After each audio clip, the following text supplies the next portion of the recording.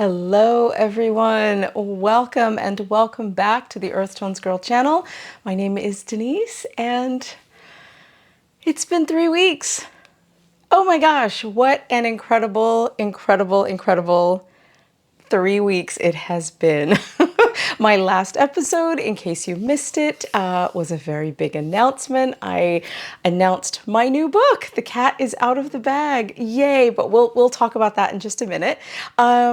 So yeah, I am so happy to be back here with you all. I hope you're all doing well. I've also put out a tutorial. So that came out just before the book announcement. That was my helical sock knitting tutorial. And thank you so much to everybody who watched. The response has been amazing. I am seeing so many beautiful helical socks popping up on Instagram and being sent to me in emails. It's just been absolutely amazing. So thank you so much to everybody who watched.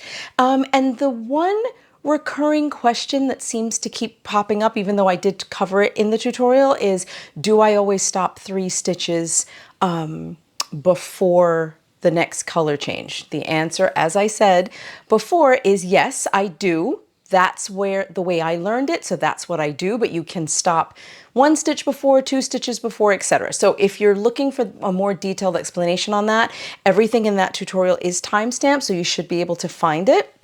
But yeah, that's been really the only question. Oh, and there was a bit of a technical issue with the sound during the during the heel flap and gusset portion. It's so random. Some people said they couldn't hear. Many people, many more than many, said that there was no issue at all. So when I went back and did and the dog is barking, I apologize. When I did the editing for it, there did not seem to be a problem. It sounded fine to me, and I've since watched it on multiple devices, and there doesn't really seem to be a problem. So I'm not quite sure what the issue is, but I did link to the tutorial that I learned the technique from. So if you're still having some issues with that portion of the video, you can then refer to the other tutorial, and that may be able to help you. So just wanted to talk about that. So the book, y'all. So yes, the book is happening. It's out. I've been talking about it. I've posted about it. I relaunched my newsletter, so there was information there. And the pre-order on my website has been just mind-blowing. Far exceeded my expectations for estimated sales. So that has been really amazing. Many people are excited to purchase from my site because I am going to be autographing the books that I send out.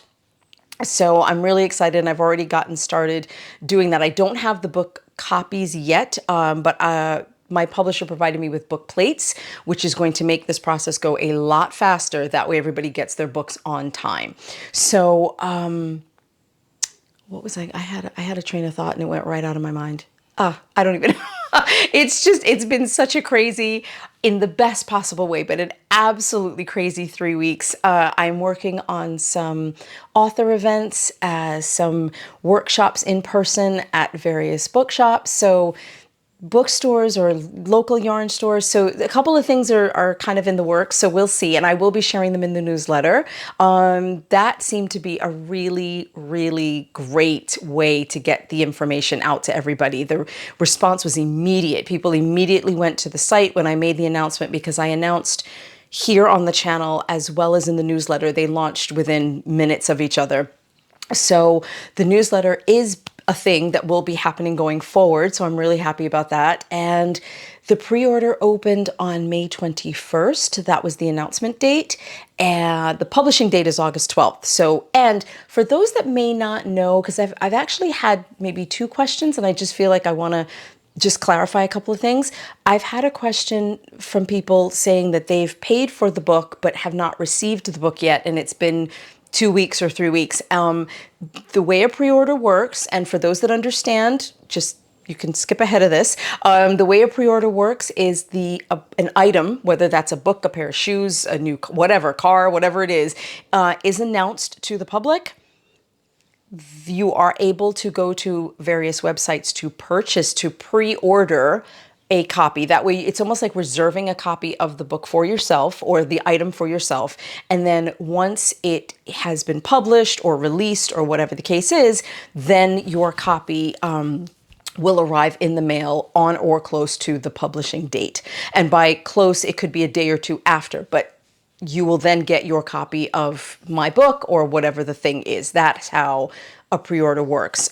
So I'll be 100% honest with you. Maybe this is an overshare, but I think for anybody that's possibly working on something like this may be good information, or just working on a pre-order or thinking about pre-orders for certain things. I can get a little antsy with that because, as people have commented, the money is sort of sitting there, but you don't have your item yet. You don't have what you've purchased. So, but it is coming, and I just want to reassure you of that. The book will be released on August 12th, and your copy will appear in the mail. All of the shipping boxes have arrived. There's a lot in my basement right now. I had a conversation with my husband and said, okay, we are going to be in a temporary state right now. I'm just tucking my microphone in. We are going to be in a temporary state of chaos in our basement right now. Thank goodness we have that additional space in our home, so we can set up sort of a Santa's workshop down there, and we have some 6-foot tables. It's going to be shipping central, signing books, packaging books, getting orders printed, getting them out the door to you. So that is how I will spend a significant portion of my summer, getting everything out to you. So to everybody who purchased a copy, thank you is not enough. It is a very inadequate phrase, but yet it has to suffice. And I say thank you from the bottom of my heart to everyone who's purchased a copy. Thank you so, so much. Going forward, I will close the pre-order next week. I will post here and in the newsletter and on all various sites, social media, my website, etc. I will give you enough notice to let you know when the pre-order will close. That will more than likely be next week, Friday, June 20th. That date is not set in stone, but again, I will let everybody know. That said, the pre-order will close. What that means is you will no longer be able to purchase your copy ahead of time. It will still be available on Amazon and other various online locations. I will link to those in the show notes down below. But then I will be carrying stock, not a lot, but I will be carrying stock of the book here in my home. And I know it will then be available on Amazon and other places for future sales once the book has been released. So if there are any other book questions, I don't want this to be another book episode. If there are any other book questions, please feel free to leave them in the description box below. Will there be translations? It depends on demand. I don't have a lot of control over that. Translations into other languages. Again, I don't have the control over that. It depends on demand. Also, will it be available overseas? I've had a lot of questions from Australia. As far as I know, yes, it will be. I've spoken to my publisher. I've spoken to lots of people there, and according to them, yes, it will be available. The shipping costs from my website may be very prohibitive for people, and I fully understand that. Why would you want to spend almost twice the amount of money in shipping than the book actually costs? I get it. I really do get it. This is not personal. This is business. This is people's money and income, and I totally understand that. If you can find the book elsewhere, by all means. I just want you to have a copy. I want you to have the information that's in the book. That's my main goal. It's not necessarily about making money. So purchase in whatever way suits you and fits. I will say that. So yeah, that has been the book. I wrote a book, y'all. Okay, I'm going to stop because it's just been a very emotional journey and I'm really excited. So enough on that. Let's just now transition to a regular podcast episode. And something I also wanted to put out there. I have just a question for you all. I have been a very firm believer in sharing as much information as possible here on this channel. But I'm now really starting to think about membership here on the channel. And what does that mean? What does membership on the channel mean? Some people have been asking for additional content, for more in-depth tutorials, for more tutorials, period. And I really and truly want to provide that. I'm just trying to figure out a way to provide it that's beneficial to you, my viewers and subscribers, but then also to me regarding time and everything else. So people have questioned me about Patreon. I've heard very mixed things about Patreon from both users, creators, and creators who use the platform. I have heard mixed reviews from creators who use the platform as well as consumers on Patreon, the people that are doing the subscribing. So I have never really wanted to do a platform like that because it felt, and I'm going to be totally honest, it has felt, or it has the potential to feel, because I've never done it, but it has the potential to feel like I'm, no, let's not use that word. It has the potential to feel demanding. Let's say that. It has the potential to feel demanding, to constantly produce content at a much higher level, very polished, very similar to what I do here. Not that this is so very polished, but similar to what I do here, just a little bit more curated and more set up. And I don't necessarily want that pressure to perform and to always provide, just because time doesn't always allow. That said, I've done a lot of research and talked to other content creators and YouTubers and just talked about the idea of membership here on YouTube. Since I'm already here, rather than working on another platform, although it can be relatively seamless, but just trying to keep the content all in one place. And what I want to do is share more information, but not necessarily so stylized. Like, okay, everybody, more raw, more, what's the word? I can't think of the word. More, is grassroots the word? I don't know. A little more simplified, a little bit more personal, maybe. I wanted to have more of a one-to-one feel, like I'm sitting down with a friend, which is the whole theme of the book. Even down to the way the cover of the book was designed. I want to continue that feel of inviting people in to just hang out with me, as if people are just kind of hanging out in my home, quite a few of you, but are just coming in and hanging out here with me, or wherever, that's the coffee shop or here or wherever I am knitting. And I just want to flip the camera around, do an overhead, and just show you something I'm working on. And I think this platform may be a better place to do that. So you are providing monetary support for the channel, for creating more tutorials, more whether that's members only videos or just videos here, just open to the public. But I think it would be a way of supporting the channel and having the benefit of a membership. So let me know what you think of that.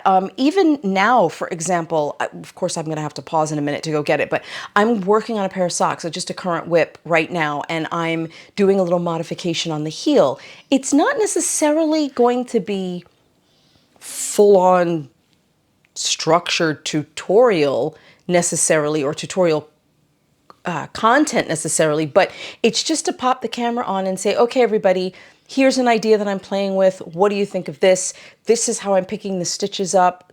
Why am I doing it that way? To show this. And it's going to be a little bit more,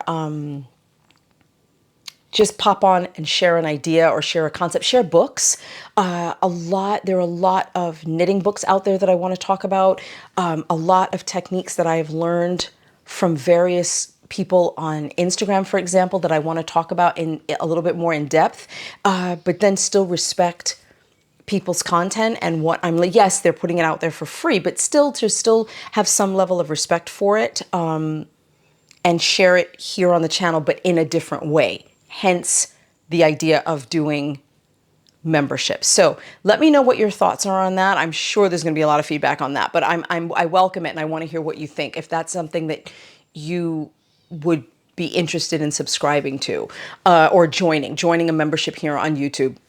And a lot of times there's tiers. So there's different levels of membership. So let's say tier 1, maybe, and it's all about price points. Anyway, we'll go into that a little bit more for those of you that are familiar with how memberships work here. But just put your questions in the description box for me, and we'll see where it goes, because I'm kind of excited about the possibility of doing that here. Even if we try it, even if we just try it for a trial basis, like we do it for a couple of months and see how it works. How is it working for you as consumers of my content? How is it working for me as a creator of the content? Is it just too much and I go, ew, I really don't want to do this.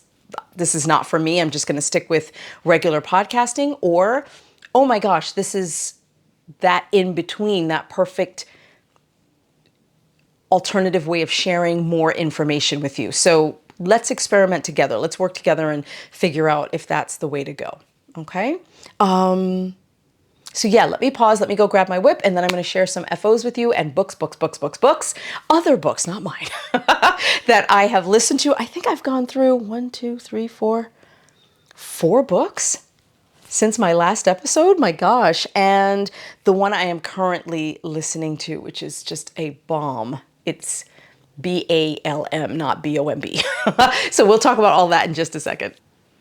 Okay, so I went and grabbed my whip, but let's talk about FOs first. So my sample, so wait, let's talk about the book one more time. You know what? Why not? The cover, if you take a look at the cover again, isn't it pretty? It's so pretty. I love it so much. The socks that I am knitting on the cover right there is by Woolens and Nosh. And so many people say to me, Denise, what do you do with all of the socks that you knit? Do you give them away? Do you give them to friends? You should sell them. That's always a favorite of mine. You should sell them. You know, there's so many people out there that are in need of socks. You should sell your socks. And my answer is, and always will be no, because no, my socks are, and I'm not saying never, but socks for me are diary entries. I have talked about this here on the channel multiple times. The socks that I'm knitting on that cover were such a part of the process of writing and bringing this book to life. There's so many memories in those socks.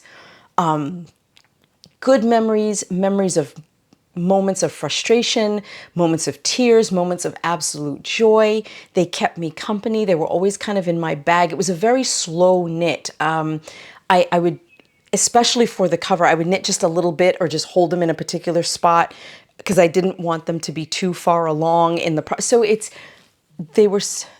oh, hold on. Sorry about that. My phone rang and I had to answer. So anyway, so as I was saying, these socks stayed with me throughout. I feel like they were a companion for me throughout this process. So they are so special. Will I wear them? Sure, maybe. Do I wear a lot of my socks? No, but that's another conversation. Will I wear them? Probably. I'll probably wear them. I will be in Rhinebeck this year, but we'll talk about that later too. And are they very special? Will I keep them in a very special place? And will they hold those memories for me always? Yes. Yes. And here they are. Yes. I love these for so many reasons. All the reasons I just listed and just shared. Look at these, you guys. Oh, these, if you could turn me into a colorway, if you could turn Earth Tones Girl, Denise, into a colorway, I think it would be this.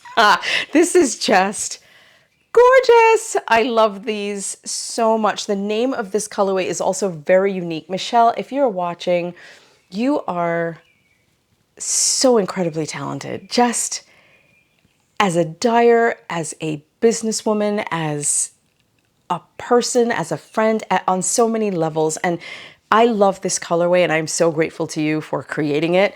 The name of this colorway is, I have to look because it's a little long, is Fall Cozy Kit Tea, Books, Candles, Flannel, Wool Socks.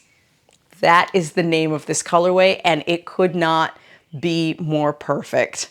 I mean, if she ever wanted to nickname it just Earth Tones Girl, that would work too. But it's just such a great colorway. And this is on her Targhee base. Superwash Targhee with just a little bit of nylon. I think it's 90-10. So it's 90% Targhee, 10% nylon. And it's just one of my favorite bases. If you remember my colorway from, gosh, almost 2 years ago now, it was on my two colorways. It was on this base. And it just, I swear it just knits up itself. This is my Soxploration pattern, but I actually knit 4 stitches less. So my standard fingering weight Soxploration is 64 stitches for the medium, which is what my normal go-to. For this, I do 60 stitches. The Targhee is slightly plumper than a regular superwash merino fingering weight. So I've done it at 64 stitches and it's just slightly baggy around the ankle. I just wanted my socks to fit just a little bit more snug. That's fine if you're going for a little slouchy, but I just decreased by 4 stitches down to 60 and that works great. I can divide the sock into thirds. It works perfectly. So yeah, that's what I did here. So 60 stitches, beautiful, blissful stockinette, shadow wrap short row heel, and a rounded toe. And that's it. So yes, these are super sentimental, super special to me. And if you can get your hands on this colorway, I don't think Michelle has it in the shop now, but I would definitely check back in the fall, hence the name. And see if she's carrying it. It is just, it's a dream. It's a dream to knit with. And it seems to be sort of her signature look to have a solid color running between the stripes. I love that. I love that look so much. She's done that for her Advent skeins, for her 24 stripe Advent skeins at during the holiday season. She runs a different color, that one solid color between all the stripes, and it's just gorgeous. It's absolutely gorgeous. So love these. Let's pop these off and I can talk about the other pair. Oh my goodness. Let's get these on. So my second pair was our sample from the Helical tutorial. I finished these. I used these to demonstrate things during the tutorial and then just finished them up because they're gorgeous and the yarn is gorgeous and why not? And here they are. Love them. So I'm going to get the question, what yarn is this? The cream color or the white, depending on, it's more cream, but I think it's kind of blowing out a little bit and looks more white on camera here. That is Malabrigo sock. Malabrigo sock in the natural color. I think it's just natural. And of course I'm losing the light a little bit. It just suddenly got really dark. Okay, come on, sun. Mr. Sun, Mr. Golden. Oh, there it is. Thank you. That was a little rhyme from Barney way back in the day, if anybody remembers. Things that your children watch stick with you. So the contrasting color, it's 2 minis from a set from Dragon Hoard Yarn.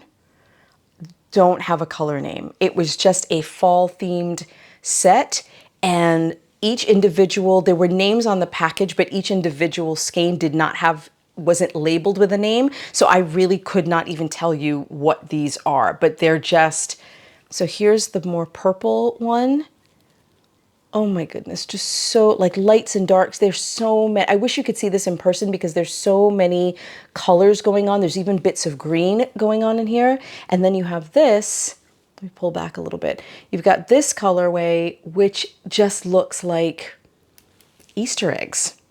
It's just, there's something about it that just reminds me of Easter and early spring. The colors are just gorgeous, and it kind of gave like that slightly faded look to it.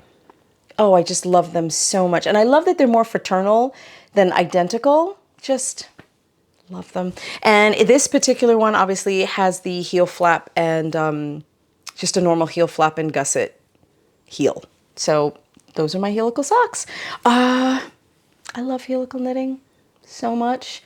I do have to admit though, I love just going around and around without having to really focus and drop a color and pick up another color, which you'll see in my whip at the moment. So this is just No Fear Shorty sock pattern was the pattern of choice for these for this sample. And this pattern is available on my website as well as Ravelry. So if you wanted to purchase that, you can. The actual helical pattern I have written a helical sock pattern. Hold on, pick up these socks that fell. I have written a helical sock pattern that is featured in the book. So if you are looking for one, there will be one in the book. That is one. So there are 8 patterns in the book. 4 are currently existing patterns, and then there are 4 new ones. And the helical sock pattern is one of the new ones. And it has both the heel flap and gusset as well as a short row heel. Okay, so that is that. What else are we going to talk about? Let's talk about books for a minute, and then I'll share my whip. Let's do that. So books. Oh my goodness. Now, everybody's got opinions. It's fine. You can have your opinions. I read the Hunger Games series by Suzanne Collins. When did I read those? My daughter was 2 at the time. She's now 16, so 14 years ago. And gosh, 14 years, that series. So, and loved them. Absolutely loved them. The books are, of course, better than the movies. The movies are great. Don't get me wrong. I do love the movies. I have seen them all. I've even seen the prequel, The Ballad of Songbird, Snakes and Songbird. I don't even remember. I didn't read that book, but I did see the movie. But the Hunger Games, the original trilogy, absolutely love those books. I really did. Love them. But there's a lot more detail, and I find the books much more graphic than than the movies. Much, much more. There's a lot of detail that was not included in the movies for various copyright reasons. Having worked in book publishing for years, I do understand that it can't be always a literal translation. But the books were so much richer and so much more detail, and they went into even things like the Avox. If you know the series, there's even more detail about the Avoxes and the mutts. That was really left out of the movies, and I think it was so pivotal to show even more and to emphasize even more the brutality of the Capitol. Just absolute horrible brutality. And that was the most disturbing part of the books for me, but so essential to the story. But anyway, so fast forward, I just finished Sunrise on the Reaping by Suzanne Collins, which is Hamish Abernathy. It's his story from his Hunger Games. Some people loved the book. Some people hated the book. That's life. You're going to get opposite opinions. Doesn't matter. I loved it. It made me cry. It was so hard to read. It was tragic. It was graphic. It was all of the things. But as a fan of the fandom, of the Hunger Games fandom, I think it was really essential to the overall story. And there's a lot in there. It answers so many questions and fills in so many gaps and gives so much backstory to the originals and to the movies. Just, I really, really enjoyed it. So if you are a Hunger Games fan, loved it. What else? I also did my next book. So that was hard. My next book was also hard. I feel like I read three hard ones, like just emotionally wrecking books in a row. And then the other, so anyway, Sunrise on the Reaping. My next book was The Unlikely Pilgrimage of Harold Fry by Rachel Joyce. I am a huge fan of the musician Passenger, and he announced a couple of months ago that there is now a stage production of that book in England, and he did the music for it. As soon as I heard that, and that book had been on my TBL, to be listened to list for a long time. As soon as I heard that, I jumped on the book and said, oh, now I really have to listen to it. It was so beautifully written, very sad, uplifting in the beginning, but then does this nosedive into sadness. And I understand why the book went in that direction. I understand how it ended and why it ended the way it did. I'm trying to be really cryptic so I don't give anything away, but it was very sad, and it's a very triggering topic, a topic that may be very triggering for some people. I don't want to say what it is because it will unfortunately give away the story, but just beautifully written. And it's this journey. It's about the journey of this old man that is triggered by, or started by, a letter from an old friend. It makes me tear up a little bit because, again, it's such a profound story, and it's just beautifully done, beautifully written, just hard, really hard. Just be warned. Fast forward to the next. Then I did Leaving Time. Caitlin, if you're watching, my friend Caitlin, who mentioned this book in a comment in a previous episode and said she had just finished it and she loved it and she was sobbing by the end. I get why you were sobbing at the end, my friend.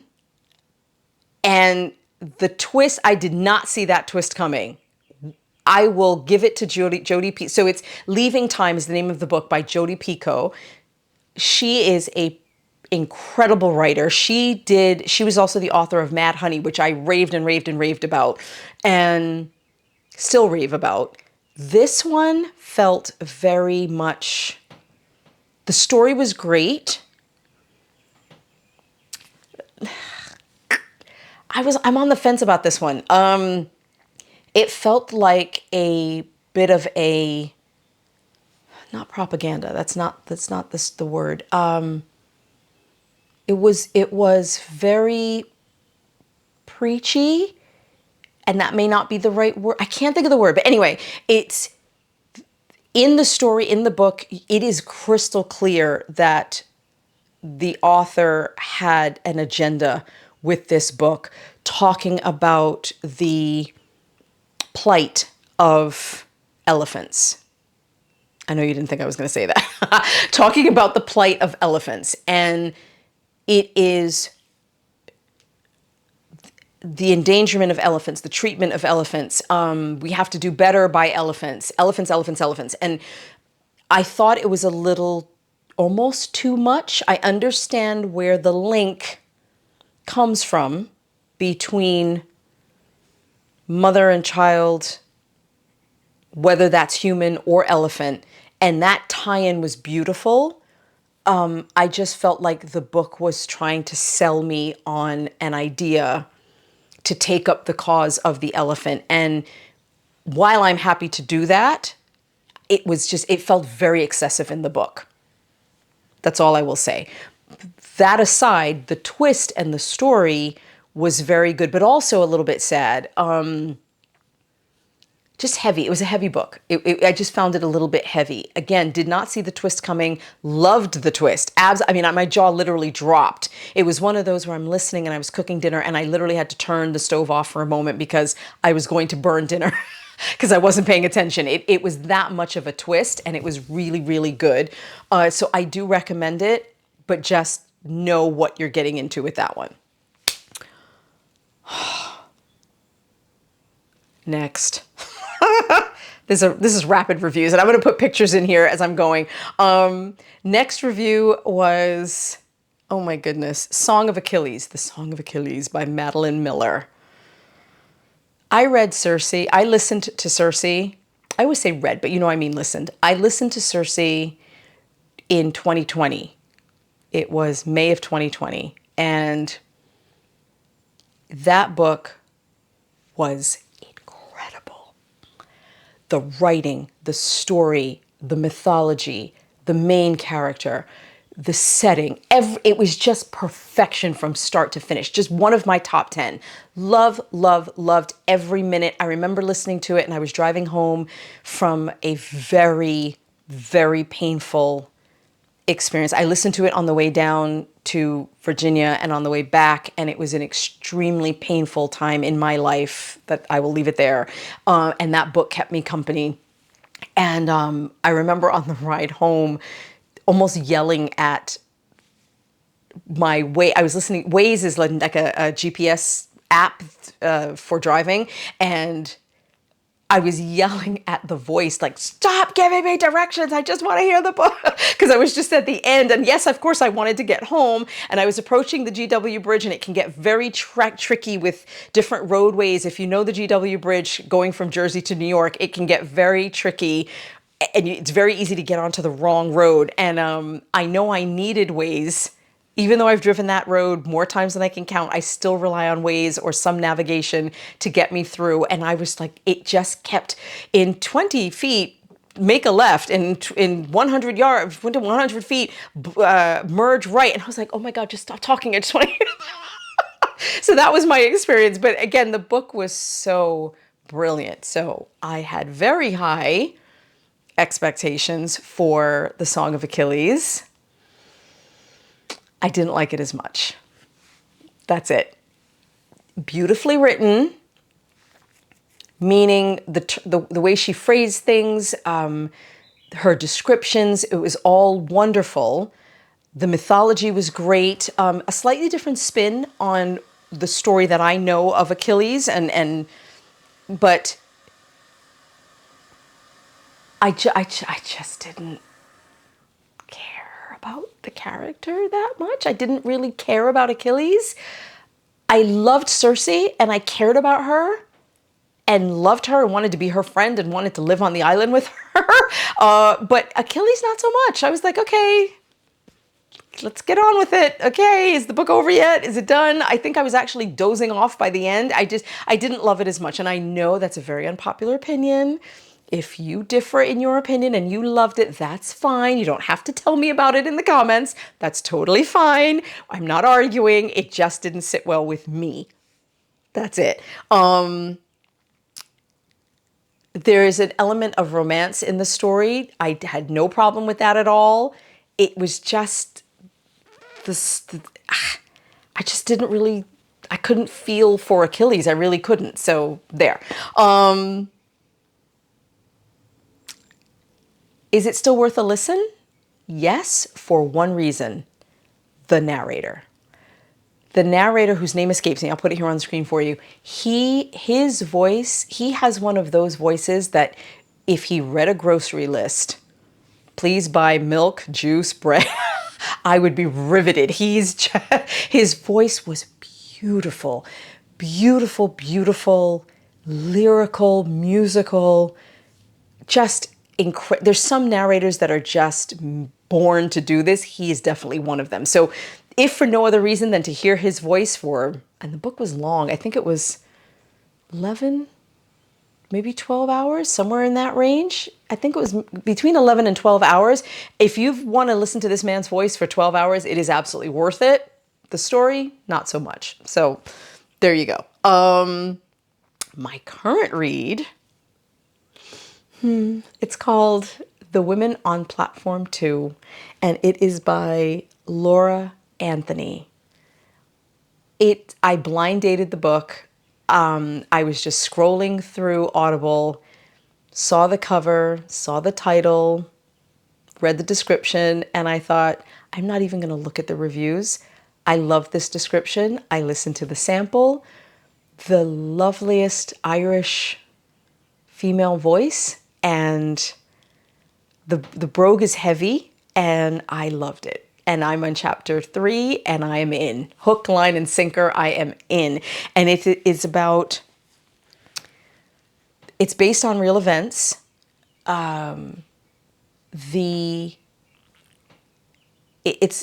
It's about I don't know why I'm blanking on words today.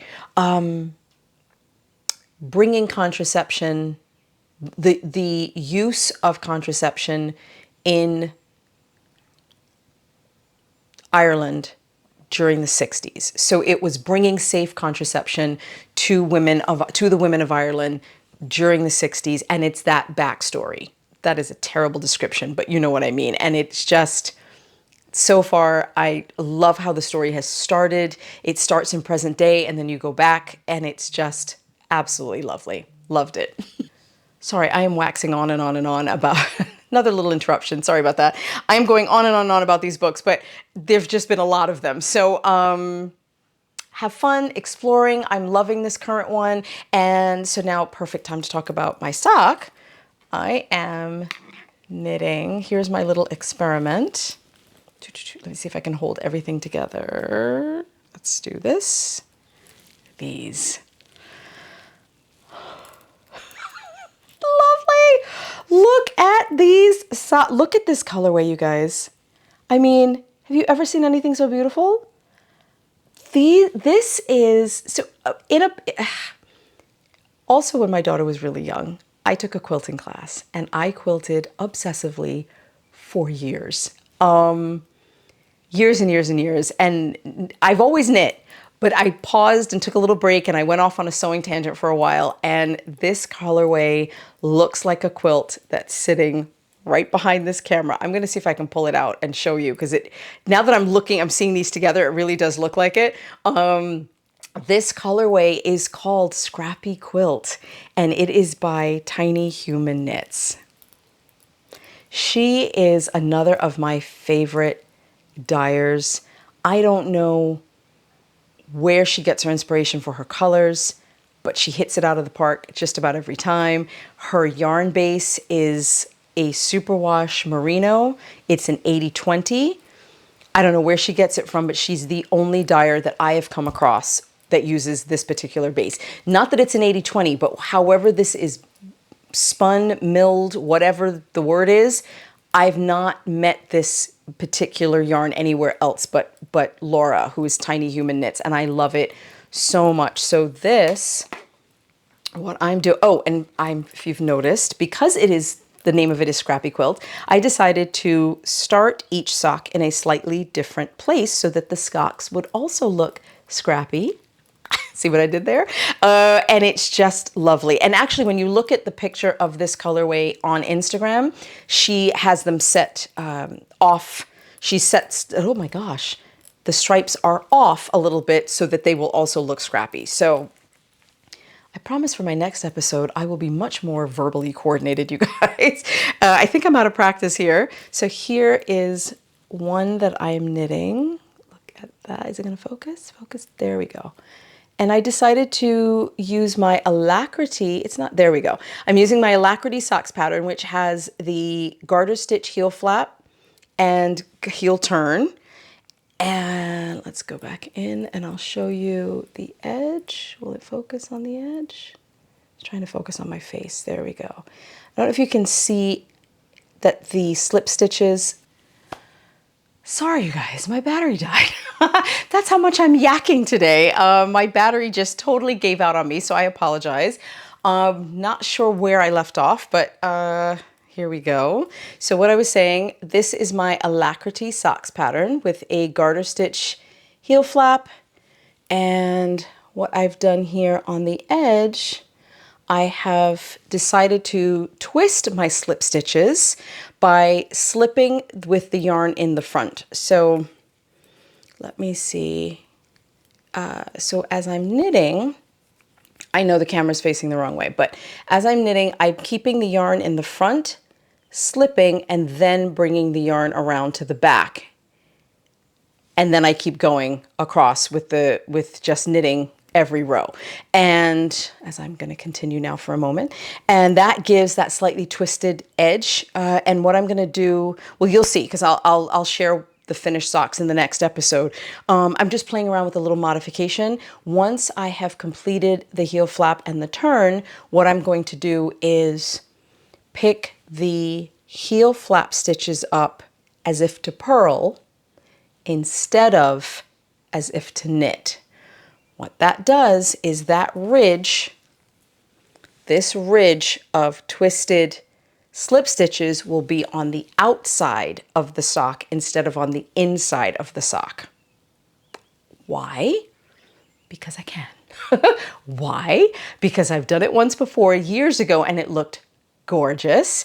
Why? Because these socks are just gorgeous and I want to make something, I just wanted to do something a little special to emphasize that beauty. And I think it will also give the hint or suggestion of binding, which you have on a quilt. Why do I knit so many kinds of heels? Again, because I can, because I want to.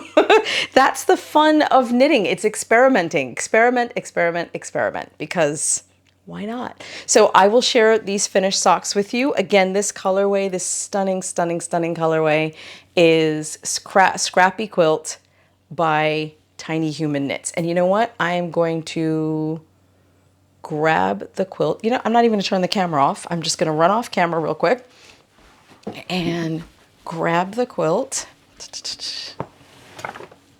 Here it is. I'm coming. Okay. I made this. Oh, look at that, guys. Oh my God. Okay, let me see. I'm gonna have to stand. Let me see if I can stand up here and show you. It is a big throw quilt. And whoops, here are, I'm gonna try to inch it up a little bit so you can see. Here it is. And it was a, maybe I'll do some additional footage outside because this is really not doing it justice. This was a jelly roll and I just off-centered the sides here and use this orange, this burnt orange, and then this is what the back looks like. That was the fabric on the back. And there's just something about, hold on, I don't know, just the stripes, like the blue looks a lot like that blue and the pink, and then you've got the gold. I just thought it looked so perfect. But yeah, this quilt, oh my gosh, it's 12. This is old. This is about 13 maybe years old. And I made it for the same person that I drove to Virginia to see, to Virginia during that very horrific time in my life that I mentioned while I listened to Cersei. I'm just gonna hold it because why not? Just drape it over my lap. And this was made for her. And now I have it again. And we'll just leave it there. But the point is, yeah, it just reminded me of this quilt. And this is, again, that memory and what these socks remind me of. That's why I don't give them away, guys. And it's another reason why someone said to me today, do I knit for other people that they've just learned to knit and that they keep giving it away and they're knitting socks for everybody and they're starting to feel burnout?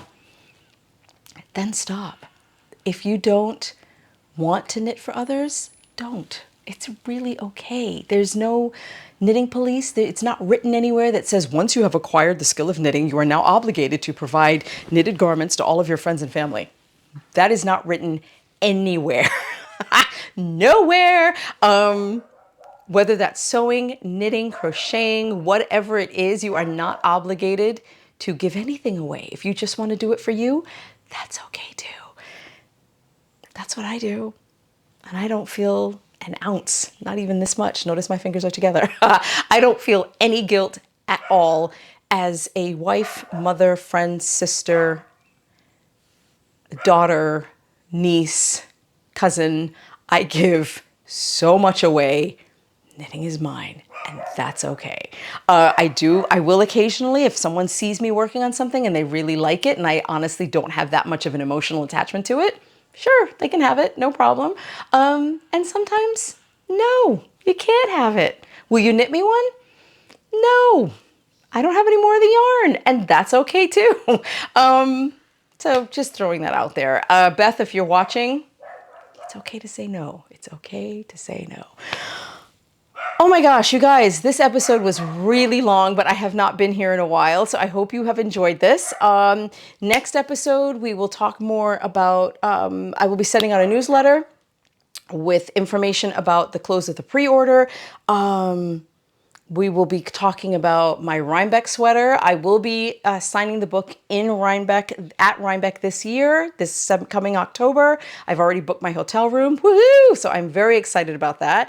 So I'm going to talk about the sweater that I just ordered the yarn for. That should be coming soon. And I will be talking and see, if I had memberships, then I might go into a little more detail about the details of the sweater and how and the needle size and all that good stuff. So, remember, that feels like we talked about that hours ago. So yeah, Rhinebeck sweater newsletter and colorwork socks. Get ready for that. That is a very big thing on my list for, very huge thing on my list for this summer. And I will be taking you along for the ride. How I knit my colorwork socks, needle size, how I hold my yarn. I hold a color in each hand. And we'll talk about all that stuff. So lots more coming. I will see you all again really soon. Thanks for being here with me today, and I will see you all later. Bye, everyone. Mwah.